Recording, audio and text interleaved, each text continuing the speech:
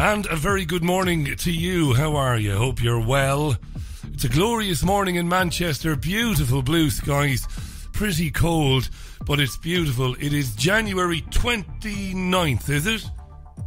Is it? It is. It's the 29th. I had to have a look there. And of course, this is Sunday View. We're broadcasting live on davidike.com, Fab Radio 2, and the TuneIn app. My name is Richie Allen. Hope you're having a very, very good weekend. You're enjoying it and you're taking it easy. As is the norm, Sunday View, I'll take a look at the Sunday newspapers today in the UK and also have a look, in-depth look at one or two big stories maybe missed by the mainstream media. Welcome to Sunday View then, let's get on with it. For critical information ignored by the mainstream media, log on to davidike.com/headlines now. Broadcasting live from the great city of Manchester, England. This is the Richie Allen Show on davidike.com. Yes, welcome to Sunday View again. Good to be with you. Tweet at Richie Allen Show or email richie@richieallen.co.uk if you've got an opinion or two or three on what is going on, well, in the world or even in your life. I'll be glad to hear from you. What I'm going to do every Sunday morning, well, not every Sunday morning, but maybe most Sunday mornings, is I'm going to give you a little bit of a cinema review. Because we go to the cinema a lot to wind down, to relax. I know it's bread and circuses. Calm down. We love a bit of cinema. Us. We went to Trainspotting 2, or T2 as it's called, yesterday in Didsbury. Well, just outside Didsbury in Parswood. And I was glad I went to see it. And I was glad I went to see it because I was a huge fan of the first film. I was the generation targeted by the first film. Was I 21 when it came out? I think I was 21 years old. By that stage, I was a nightclub DJ, playing very big nightclubs to big audiences, for want of a better word. And it was my generation. And despite being horrified by it and the drug taking and all of that, I wasn't Mary Whitehouse now, but I was horrified by the dead baby scene and all the other things, and Ewan McGregor's character going cold turkey. It was a vicious film, but very good, I think, and very important. Well, they released the sequel, as you know, in the last week or so. Went to see it yesterday. It's well worth a look. It's well worth a look. There's enough there to justify a sequel. All of the original cast are in it and are very good in it. And without giving too much away, for me, it was a film that dealt with coming to terms with mistakes that you've made in your life. I think that was the central theme running through it. Dealing with leaving the past behind was a central theme, I think, running through the film. And of course, that's very important.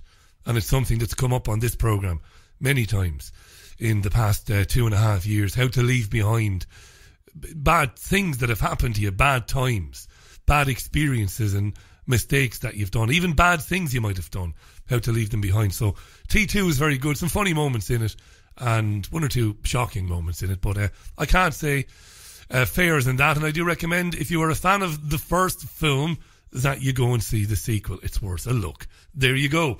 Nearly 3 minutes past the hour, just over 3 minutes past the hour. Say good morning to me on Twitter. It's at Richie Allen Show on Twitter. Email richie@richieallen.co.uk. Good morning, Aunt Sally. Good morning, Gail. Now, we're broadcasting live on davidike.com. I recommend you broadcast. Well, you can broadcast yourself by all means, but I do recommend that you bookmark davidike.com/headlines. A great place to go for a different take on geopolitical events and global happenings and shenanigans. davidike.com. As you know, the Worldwide Wake Up Tour will begin again in a few weeks' time in Europe. Find out where David is going to be at davidike.com or theworldwidewakeup.com. We're on Fab Radio 2 as well. So good morning to our listeners in Manchester on Fab Radio 2. And of course, we're on the TuneIn app, which I recommend everybody get if you have a cell phone. Good morning, Kate Coley. Speaking of Manchester, a friend of mine in Manchester. Very interesting lady is Kate. Great lady. Was at the Worldwide Wake Up event at the O2 a couple of weeks ago, and I was glad to bump into her again. Right, I'm going to swiftly move on. I say this every Sunday. I plan on this being about 40 to 45 minutes. Not because I'm lazy and I don't want to be here. I do, but I understand people's attention span dwindles after about 30, 35 minutes anyway, because Sunday View is me reading the papers and opining on various stories. People get a bit cheesed off of that after 35 minutes. But it always ends up being closer to an hour. I'm aiming for 40 to 45 minutes, so let's crack on then. Right, what's going on? Well, let's have a quick look then at the headlines in the Sunday papers. Now, this is going to be a real meander. Normally, I'll quickly go through the headlines of the papers, but I'm going to be stopping today a couple of times, so we're probably not going to do all the papers today. So the Sunday Observer, the headline is very interesting, glaring headline. Global fury as Trump's ban on migrants takes effect. Sunday Observer, global fury as Trump's ban on migrants takes effect. Now, these papers went to bed around about midnight, maybe 1 a.m. So what they've missed is that a US judge has issued a temporary stay which halts the deportation of visa holders or refugees. So this executive order given by Trump, according to sources in the United States, it has had a temporary stay because a judge has said, no, hang on, blah, blah, blah, we're going to put a stay on it. Why did the judge do that? Well, the American Civil Liberties Union, the ACLU, they filed a case early yesterday in response to the executive order from Donald Trump. So the stay basically prevents those people caught up in the aftermath of this from being deported, right? Now, the group estimates, the ACLU estimates, that between 1 to 200 people were or are being detained at airports or in transit. So this court decision overnight came as thousands protested at airports in several US states over Donald Trump's clampdown on immigration. So the media has focused a lot today, at least Sky was earlier on the BBC, on the protests at airports. A lot of people protesting, saying immigrants are welcome, and a lot of that going on. Fair enough. More on that in a minute, okay? More on that. So the important thing is there's been a stay. The Sunday newspapers, of course, didn't get that. They went to bed too early. Well, they went to bed at the right time. The story happened. Now, you know that Theresa May, the Prime Minister of the United Kingdom, met Trump, of course, over the weekend. They shared a press conference on Friday. She held his hand. A lot has been made of this in the press. Apparently, Donald Trump has a phobia. It's a morbid fear of stairs and slopes. And it's got a bizarre name. Is it bathophobia or something like that? Correct me if I'm wrong here. I wrote this down and I misplaced the piece of paper. But I think it's bathophobia, is it? It is. Yeah, bathophobia. Yeah, its origins are Greek, apparently. So he has this fear. I wouldn't mock that. I wouldn't mock that in my mid-morning days as a radio presenter and producer. When you do mid-morning type shows, phobias often come up. I have great sympathy with anybody who's got a phobia, because I have one myself, dear listener. Ironically, though I be 6'6" tall, I'm gorgeous with it. I'm not, but I am 6'6" tall. I bizarrely have a fear of heights. I will not go above a couple of stories. Well, I will. I've been in buildings where I've been up very high, but I won't go near the windows, and I certainly won't walk out onto a balcony and look over the edge. So I have no problem with Trump having the phobia. So anyway, that was the reason why she was holding his hand. He's a bit nervous. Good stuff.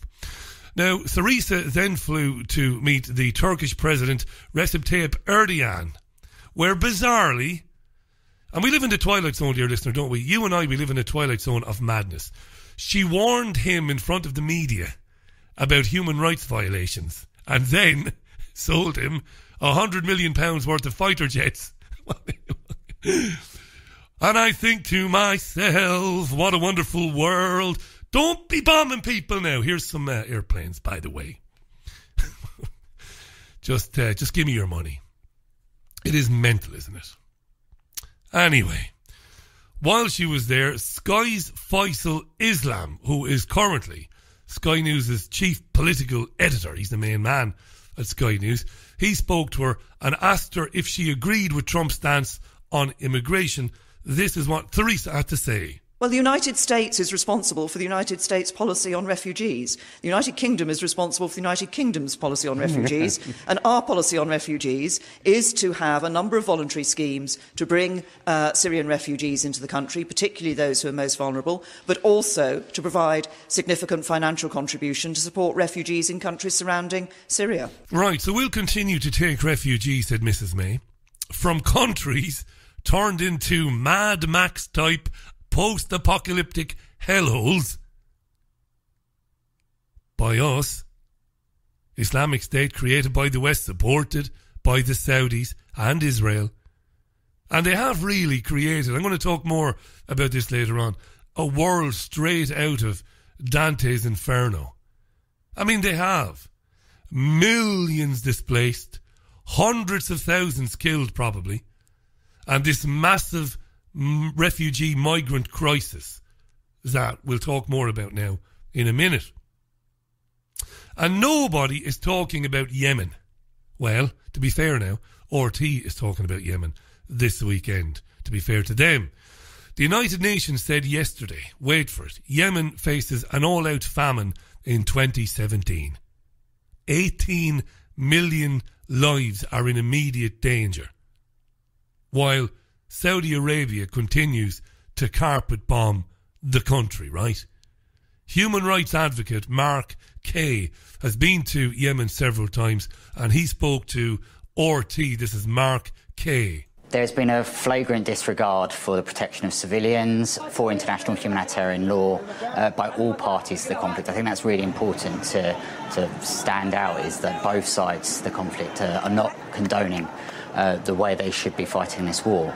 And what this means, though, is that behind those numbers there are huge numbers of children, of innocent civilians who are being killed, maimed, being lifelong disfigurement because of these breaches. The situation is not only getting worse, but what we're not actually seeing is much improvements since I've last been in there in terms of working towards a peace process, a durable solution. It's the largest humanitarian crisis in the world right now, 18 million people in need of humanitarian assistance. I think there is a problem in terms of the amount of coverage that is coming out of Yemen so that people can really see the human impact of this war.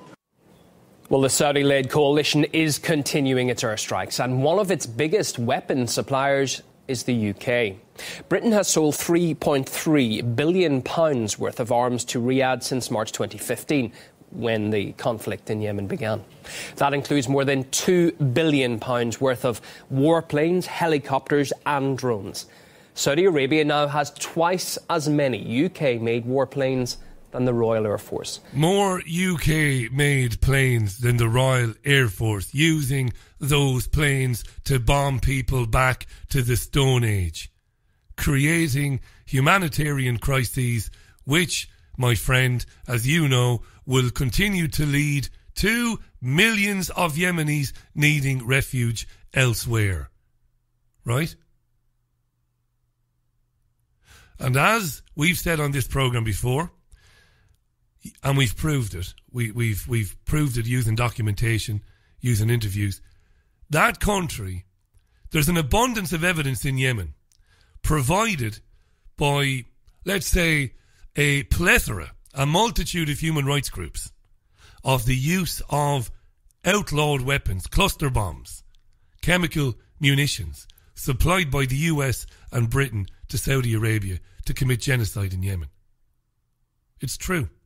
And the people responsible for it, primarily David Pigfucker Cameron and Gideon I stick baby pigeons in people's arses until they die Osborne, these fuckers are travelling the world right now like Tony Blair, getting hundreds of thousands of pounds for personal appearances. They should be in prison. And you know, when we say things like that on programmes, it sounds like such a throwaway line. They should be in prison. It's a throwaway line. It's like a cliche. They supplied the worst abusers of human rights in human history, Saudi Arabia, with terrifying weaponry and technology. And even, as we said to you before, sent our officers to make sure they used the stuff properly. And in the meantime, Yemen is burned to the ground. Burned to the ground. But they're little brown people. And they wear scarves, the women sometimes. And they look different. So they don't matter a fucking damn, really, do they? And while the mainstream media is asleep, well, it isn't. Again, we say asleep, it isn't really. It's owned by the same people, or the same people who created and controlled David Cameron, Gideon Osborne, Theresa May, Obama and Trump. There's no outcry from the media. Nobody gives a shit about Yemeni people or Syrians. Couldn't give a shit. It's the FA Cup weekend. Let's watch United. Let's watch Liverpool, eh? Oh, The Voice is brilliant, isn't it? Do you see that girl on The Voice? She doesn't look like much. She's not really good looking, but then she sang and Tom Jones was crying. Isn't it fucking amazing, isn't it? Hey? Let's go see La La Land. One of the worst fucking films ever made, but they've given it 14 Oscar nominations. It's madness. Madness. So that's why it's not a throwaway line. They should be in jail.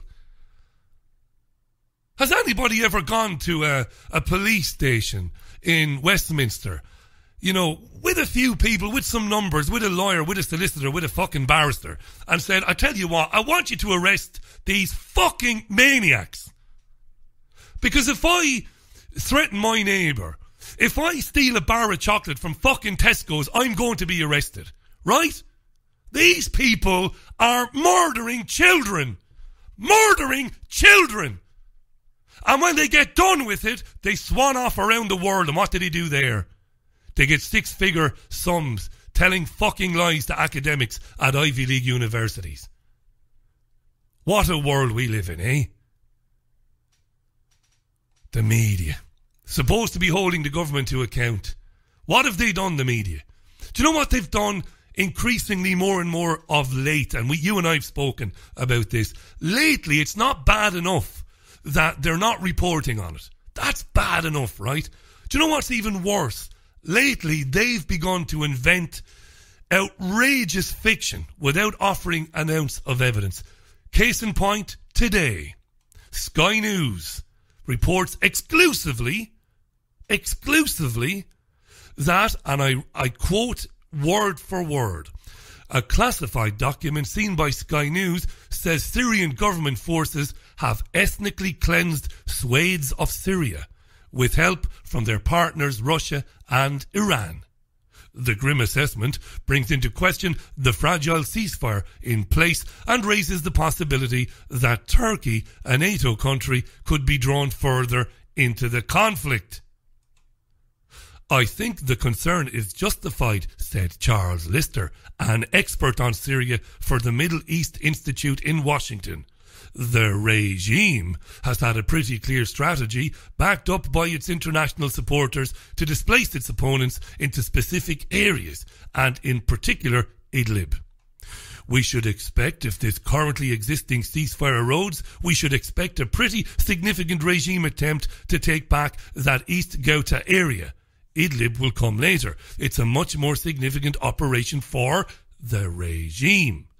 An estimated 2 million civilians and oppositionists are now kettled in Idlib. A further 450,000 are trapped in the enclave of East Ghouta. The story continues. The Syrian regime, with the support of Russia and Iran, is expected to heavily bomb these areas if they meet any resistance, resulting in a massacre if humanitarian corridors aren't opened. Despite the publicised recall of the Admiral Kuznetsov aircraft carrier, Russia's military deployment in Syria is unlikely to reduce in the short term. If anything, it has increased. Iran is also expected to retain its presence, with at least 15,000 militia fighting on behalf of President Assad's regime. This is the toilet paper Sky News have put out today. In my mainstream media career, I would have been fired and would never have gotten a job anywhere ever again if I'd put out such garbage. Expected. They're expected to bomb. The Iranians are expected to retain presence, says the article. But this morning, Sky News presenters are saying, and I quote, a classified document seen by Sky News says Syrian government forces have ethnically cleansed swathes of Syria. Have done. They have done. But if you read the article, again, this is on Sky News, we should expect. Imagine it. We should expect regime attempts to take back that area. See, this is maddening, this, you know. No proof whatsoever. Lies. The post-evidence world.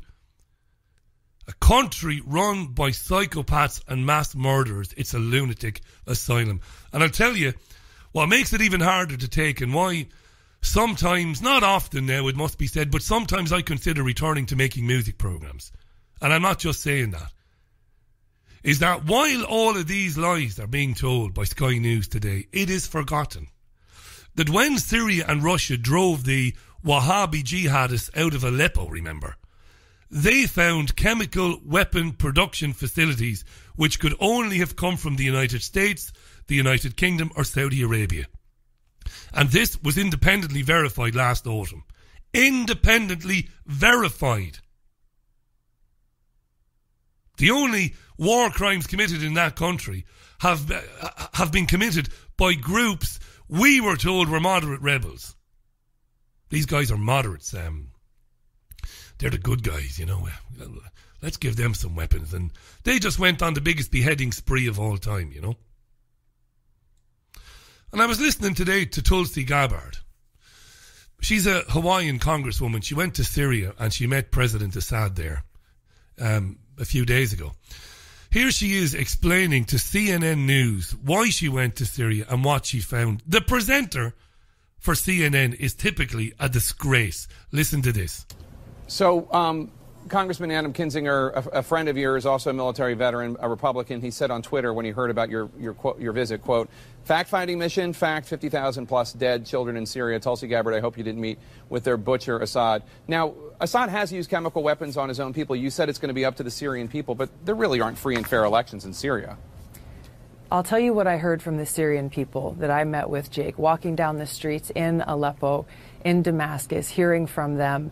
They expressed happiness and joy at seeing an American walking through their streets, but they expressed a question. They said, why is it that the United States, its allies and other countries are providing support, are providing arms to terrorist groups like al-Nusra, al-Qaeda, Arar al-Sham, ISIS, who are on the ground there raping, kidnapping, torturing, and killing the Syrian people, children, men, women, people of all ages. They asked me, why is the United States and its allies supporting these terrorist groups who are destroying Syria when it was al-Qaeda who attacked the United States on 9/11, not Syria?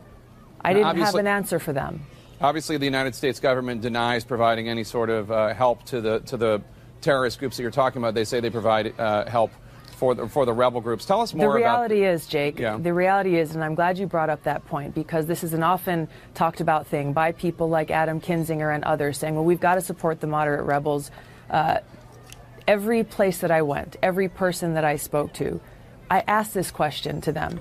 And without hesitation, they said, there are no moderate rebels. Who are these moderate rebels that people keep speaking of?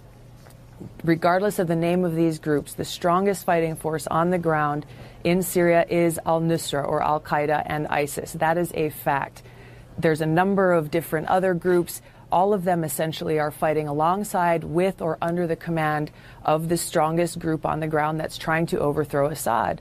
The Syrian people recognize, and they know, that if President Assad is overthrown, then al-Qaeda or a group like al-Qaeda that has been killing Christians, killing people simply because of their religion or because they won't support their terror activities, they will take charge of all of Syria. Get her off quick. Get her off. Predictably, since doing an interview with CNN and Fox News, Tulsi Gabbard has been called a traitor, a Russian sympathizer, and many other colourful even names by various commentators in US media. By the way, you might know this, you might not. It's 24 minutes past the hour, by the way. You might know, you might not know. There was a pro soccer match, there was a professional football match in Aleppo yesterday. The first one in over 5 years. Now, I think the BBC mentioned this online. I'll never lie. I'll never give you a false impression. I think the BBC did mention it to their credit, but it will get very little coverage elsewhere that a professional football match took place in Aleppo. Why will it get very little coverage elsewhere? Because it doesn't fit the narrative. Doesn't fit the narrative, right? Look up that story online. So back to the refugees, right? Everything that we've been hearing from Tulsi Gabbard there and everybody else, what does it do? Well, first of all, the Mad Max, the Dante type, post-apocalyptic nightmare scenario in these countries, that's what it does, number one. Ruins these countries, destroys the infrastructure, sets them back 20, 30 years. They drive millions of people out onto the highways and the byways of Europe in search of a home, right? Right? Absolutely. If you were in that situation, what would you do? So the conundrum is and remains, what do you do? These people are 95, 96%, 97% like us. They're good folks, family people, but they are fucked. So what do? You have to help them, right? Okay? You have to help them. So okay, you say, yes, you have to help them. But then you realise that the evil behind this madness planned for this all along. This was a plan. This was a result. This was a byproduct of the overall plan. This migrant crisis. They want to divide and conquer their own countries by starting civil wars inside countries like the UK, the United States, Holland, Sweden and elsewhere. That's what they want to do. Some people say, that's very far-fetched, that, Richie. These people are not that clever. In fact, some very good friends of mine in the independent media disagree with me and say these people are not that clever. But I think they're wrong. It's always been the plan. Look at what's happening in America. Trump says, for example, limit or stop the visas. Well, we can get a grip on it, says Trump. Now, I've no time for Trump. I don't think I have to explain what I think about Donald Trump. To me, he was chosen by the same cabal. So he says, look, stop it. Thousands turn out to airports to protest, and a federal judge says Trump cannot do that.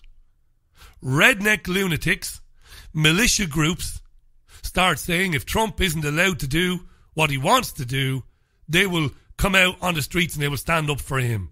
Gun nuts. Right? It's already happening. Fascists like Alex Jones and the insane Paul Watson. Okay? Remember, InfoWars has a couple of million regular viewers. Jones and Watson are ramping up the screaming and the hate rhetoric and basically calling people to arms in the US. And I got a center! I don't need a bullhorn! I don't need any of it! The will of the Republic will dominate this BS! Yeah! 1776! I won't subject you to the rest of that. I played it for you a couple of times during the week. So who benefits from that, you see? Nobody. What we've lost, and this is why I ranted about the truth or industrial complex, the truth or family, and all of that garbage. There's no truth or family. There's a money grab going on by people pretending to be independent media, backing people like Donald Trump to grab your money and sell you super male vitality pills.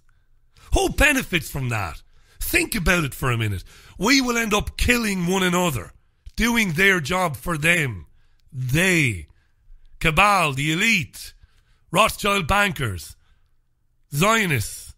We will divide ourselves along the lines of hatred and identity politics. You, me, our neighbours. And what will happen is, you see, again, services like the NHS and welfare are planned to be overwhelmed by mass migration. What happens? They collapse. They collapse. And people find the services are not there for them. So they turn on the enemy, the immigrants. The immigrants who have been placed, these innocent victims, these pawns in what's going on in this game of chess, have been placed in your country by an evil so great most people can't even imagine it.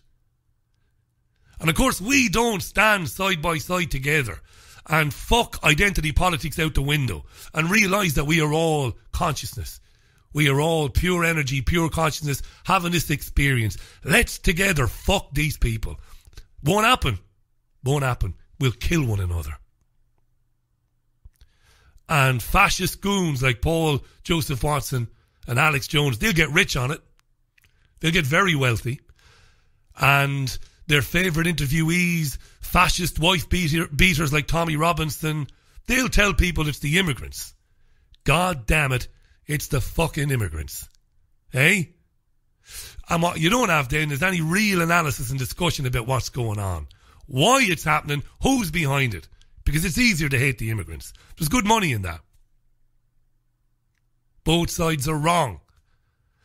The liberals screaming about refugees and let everybody in at airports, they're wrong as well. It's not black and white. The US media divides itself between two camps. We have to take immigrants or we have to ban them. Black and white. Plenty of hostile interviews where no real questions are asked. Nobody's asking, why has Syria, Libya and Yemen been turned into Beyond Thunderdome? Why? Jack Kingston is a former senior advisor to Donald Trump's presidential campaign. He defended Trump on CNN and defended Trump's order to place this ban on immigration from 7 Muslim countries. Here's Jack Kingston. I think you could look at DHS records and see that refugees in general have often been the cloak under which terrorists do move from country to country, and we do not know who's coming in our country. And I think that's Congressman, a good thing. I asked if you can point to an event that you think justifies this ban that has endangered or killed American people. Let me point to it. Fort Hood, Orlando, San Bernardino, terrorist attacks around the world. All right, so let's go through. Let's go through every single one of those, because when you look at San Bernardino, Congressman, when you look at, but you said something that's not factual. Because you're not letting me finish the sentence, and the rest of the sentence is all of these security or the terrorist attacks have to do with who's coming in, how long have they been there, where are they being radicalized, and what's happening with this order. It's part of a greater security goal. One of the things that Trump never gets credit for is how do people become radicalized, and that's part of what he wants to put on the table. And I think in the case of Fort Hood and Orlando, those are questions. How do these people who are already here, how do they become radicalized? Jack Kingston, Trump is right, very simple. Now, Democrat Representative Gerald Nadler, they probably say it Nadler, Gerald Nadler, called Trump's executive order banning immigrants from 7 Muslim majority countries. He said it's disgusting. Gerald Nadler said it's disgusting and it doesn't help to protect America. The executive order signed by President Trump is discriminatory on religion, and frankly quite disgusting. It is also counterproductive. The expressed intent is to protect the United States against terrorists. But the fact of the matter is, not a single terrorist incident since before 9/11 has been caused by anyone from any of the 7 countries that the president named. By contrast, a country like Saudi Arabia, which produced most of the attackers on September 11th, is not covered by this order. Secondly, the refugees who have valid visas, the president said he wants extreme vetting. We've been doing extreme vetting. For years, we've been doing vetting. All these refugees have been examined and their bona fides looked into and their records looked into for an average of 2 years. 2 years by American authorities. Gerald Nadler, Democratic representative. Now, good points, by the way, about Saudi Arabia, by the way. That's, of course, if you accept the official version of what happened on September the 11th.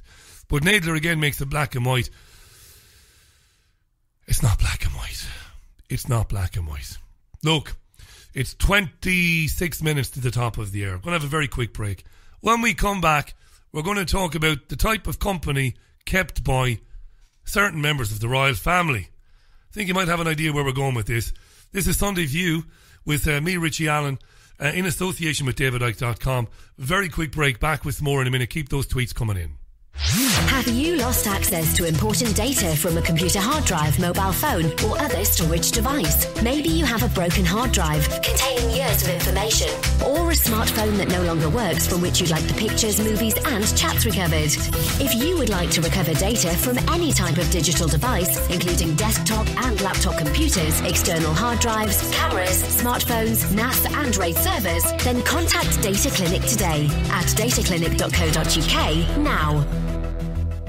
Do not risk putting another pound in your bank account until you've heard this message. It's Jim Rickards here, best-selling author of Currency Wars and The Death of Money. But today I'm urging you to claim a free copy of my brand new book, The Road to Ruin. Visit theroadtoruin.co.uk for full details now. Inside, I uncover the financial elite's secret ICE 9 plan to take full control of your hard-earned cash. To see how, visit theroadtoruin.co.uk right away. It's not too late to prepare. Claim your free copy at theroadtoruin.co.uk today. There's a place high in the mountains of Spain, a sanctuary where souls gather from all around the globe to learn about themselves and experience powerful changes in the way we see our world. They become awakened to their gifts and their power to heal others. Become part of this ever-growing worldwide family of unique, pure energy healing practitioners. Discover how amazing you truly are. Go to www.markbayerski.com. It could just change your life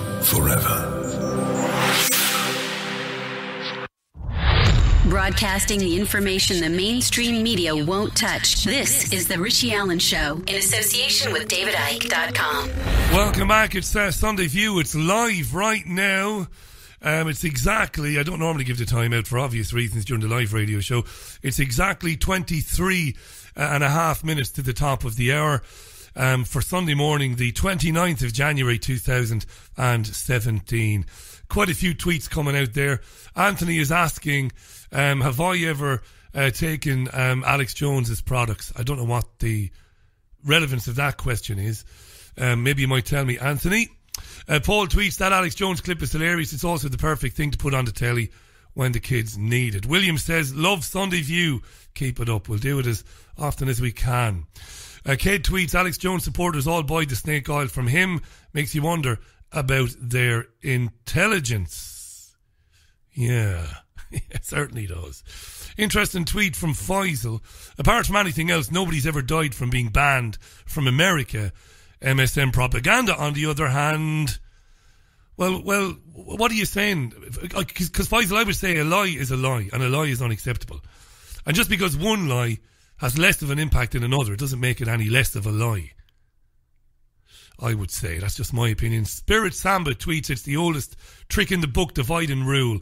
Unless the masses can see past race or colour, etc., it won't change. Stevie tweets, good morning, Richie. It's an engineered order out of chaos, clash of civilizations to bring in the surveillance and the new world order. Hubertes tweets, thou shalt not kill, love thy neighbour as you love yourself. That is the law of the universe. I don't know how many times over the years David Icke has said to me, infinite love is ultimately the only answer. Mark Richards, Saudi Arabia has got the money plus the dollars and the countries. What Trump has not banned, he has got business with them. Trump has got business with Saudi Arabia, basically, tweets Mark, and that's why they've not been banned. That's a very good point there. Right, shall we move on then? It's exactly 22 minutes to the top of the hour. Mightn't make the hour. I'm getting closer to my ideal 45 minutes long show. It normally ends up being an hour. I'm getting closer and closer. By the way, check out our broadcast partners, Fab Radio 2, Alternate Current Radio, and do bookmark davidike.com/headlines. Now, Sunday Times today, their headline is Trump and Charles in climate row. Utter bollocks. It's a non-story about a proposed state visit for Donald Trump. State visit, of course, meaning he would meet the Queen and all of that. And there might be problems with it and all of that bollocks because of their differing opinions on climate change. We talked at length last week on this very programme about the nonsense of climate change and all of that. But you know, the Times, like nearly every other newspaper in the UK, didn't cover the biggest story about Prince Charles this week, and that is, what is it? Well, now the Daily Mail covered this to their credit. That is that victims of a paedophile bishop last week were calling for dozens of letters the paedophile bishop received from Prince Charles to be made public. Now, to quote from the Mail, extensive correspondence exists between the future king and Peter Ball, the calculating former Bishop of Gloucester, who was jailed after admitting exploiting his position to groom and abuse 18 young men. Clarence House said they believed there was nothing in them which pertained to the case. Does that really matter, though? Does it? Ball was arrested and cautioned for gross indecency against a 17-year-old boy in 1993. What happened when he was cautioned for gross indecency against a 17-year-old boy? Well, at that time, he resigned and he rented a house from Prince Charles, eh? Yeah. So he escaped prosecution for that offence at that time, despite investigators knowing of dozens of allegations against him. Why did they not pursue those allegations at the time? Wait for it. Because he received dozens of supportive letters. Excuse me. The police received dozens of supportive letters for him by all manner of important people. Chief Justices, headmasters and MPs, eh? Oh, leave him alone, police. He's all right. Dozens of kids were coming forward. And Charles rented him a house, eh? Some laugh, huh? Wow. At that time, back in 1993, his lawyers also confirmed they had a letter of support from the royal family. A member of the royal family. Had to be Prince Charles, right? Had to be Prince Charles. He was convicted of abusing 18 boys in 2015. He's in prison. And Jimmy Savile's best friend, the heir to the throne, has been writing to him. Right. The content of the letters. Who gives a shit about the content of the letters?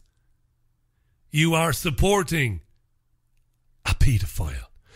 You rented a house to a man who committed a grossly indecent act against the boy. A man whom you knew there were dozens more allegations against. Why do you keep corresponding with him? Could it be, dare I suggest, that maybe you don't think abusing children is very serious? Now, I'm not for a second suggesting that anybody connected to the royal family, well, we could have a long conversation about Prince Andrew. We could have a long conversation about Andrew's relationship with Epstein, the businessman, and all of that. But outside of him, I'm not suggesting Charles or anybody else has had anything to do with the abuse of children. I'm not suggesting that here and now. But he was Jimmy Savile's best friend. He's written dozens of letters to a vile, sick paedophile who abused 18 young boys. And that's only 18 that managed to get justice. Eh? Mad, eh? Daily Mail ran the story. Nobody else picked it up. Oh, quick, get Charles back in the media again about climate change. This'll drive you mad. 17 minutes to the top of the hour. We're on a roll here. You might have heard me speaking with a lovely man in the week, Joseph Berger. Decorated. Very much appreciated and heavily supported by his peers, psychiatrists in Canada. Talked about transgender and all of that and the politicisation of it. And, well, you might know this, you might not. Here we go again. Sunday Mail today, headline, "Don't call pregnant patients mothers." Holy Jesus. Here we go. Here's the story. NHS doctors have been told not to call pregnant women expectant mothers. Why? Because it might offend transgender people. The Mail on Sunday can reveal. The astonishing warning comes in official guidelines issued by the British Medical Association. to its 160,000 members, which says mothers-to-be should be referred to as pregnant people. Pregnant people. The controversial advice to doctors in hospitals and general practice comes just weeks after it emerged that a Briton who was born a girl but is changing to a man put his operation on hold to have a baby. 4 months pregnant Hayden Cross, 20, is legally male and has had hormone treatment but not sex change surgery. There are no other known cases of a transitioning person becoming pregnant in the UK, but official figures show 775,000 women gave birth in Britain every year. Give birth in Britain every year. 775,000 women give birth. One case of a transitioning person having a child. But we have to drop the word mother when referring to pregnancy to avoid offending transgender people and to celebrate diversity. Fuck transgender people who want to celebrate diversity. Fuck anybody else who wants to do that. Live your life, mind your own business, and let everybody else mind their business. This is a madhouse. A madhouse.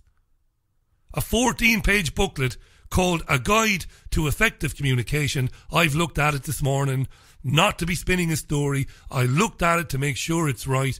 Says basically drop the word mother and talk about pregnant people. So what will happen to the doctors who quite rightly ignore that bollocks? What? Will they be fined? Will they be warned? Will they be fired? Struck off for repeat offences? That's going too far probably.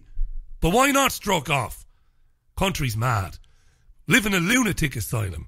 People get to go on breakfast programmes and say crazy shit like this and not get challenged. Alex, how would you define yourself? Explain that to people if you would. Well, as you said earlier, I am non-binary, so it's just as simple as I don't identify as male or female. So I don't feel comfortable with those labels. I don't feel comfortable with the pronouns that are attached to them. I don't feel comfortable being perceived as a male or a female. So I am non-binary. Pronouns. I use they, them pronouns. Tell us, take us into pronoun country. What do you mean? So by pronouns, I mean how you would refer to someone. So I know that. Yeah. He or she. So he was going to the shop. She was going to the shop. I use they, them pronouns. So they were going to the shop. That's their hat. That's them over there. Like that kind of thing. And so if I asked Alex to come on the phone in, and we phoned them at 9:10. That's what you would want, yeah? Yes. Yeah, it's mad, yeah. That's what people should say, you see.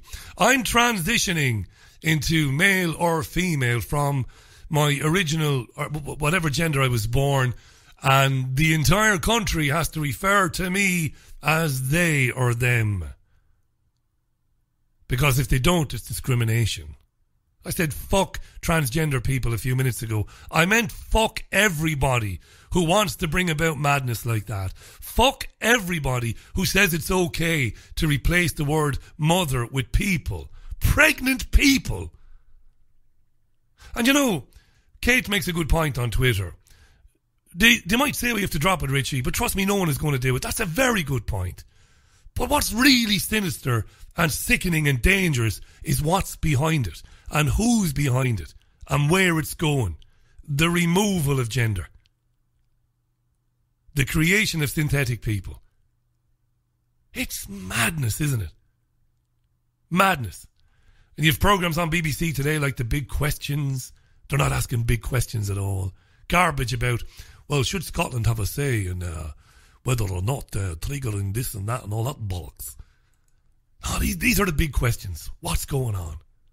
What is going on? How can they get away? Why are doctors not now it's early, I suppose. It's early. You know, give doctors a few days. Why are doctors not coming out en masse to say, no, this is insane. Pregnant mothers. Mothers. Isn't it mad, eh? I'm going to take a sabbatical. It's 11 minutes to the top of the hour. I was going to do something on euthanasia, but I tell you what, I'm not going to. I'll tell you why. I didn't publish anything. I shared a Daily Mail horror story about a case of euthanasia in the Netherlands. It's on our Facebook page. I'm going to get into this in great detail in the week on the programme this coming week about why euthanasia is going to be on the agenda in the coming months and in the coming years. Horrifying case in the Netherlands where a woman was held down by a doctor after being given drugged coffee. A woman who didn't want to be killed but was effectively murdered. No sanctions on the doctor. I'm not making any of it up. The story's on the Daily Mail. Look for female Dutch doctor euthanasia. Use those keywords and you'll get it. You won't believe it. This is what's going on. These are the things that my mate and others have been talking about for years. They were laughed at. They were called lunatic conspiracy theorists. It's all here now. And the time to talk about it is over. It's time to start doing stuff about it. It really is. Look, enjoy the rest of your Sunday. It seems in the Northwest anyway, and I know I have a lot of listeners today listening live on Fab Radio do excuse me, do get out a bit. Get out and get a bit of fresh air today. Don't spend all your day indoors. We will be back with the Richie Allen Show in association with DavidIke.com, live, of course, on Monday. That's tomorrow Monday at 8 p.m. GMT. And, of course, right through Monday through Thursday. More to tell you about the TV show, but we'll do all that on the show tomorrow. In the meantime, thanks for tuning in today. I'm delighted that you did. The audience for Sunday View grows and grows and grows as well. I will talk to you tomorrow at 8 p.m. GMT. Until then, look after yourselves and one another, and have a great rest of your Sunday and rest of your day. I'll see you on Monday. Bye now. Broadcasting the information the mainstream media won't touch. This is The Richie Allen Show in association with DavidIke.com.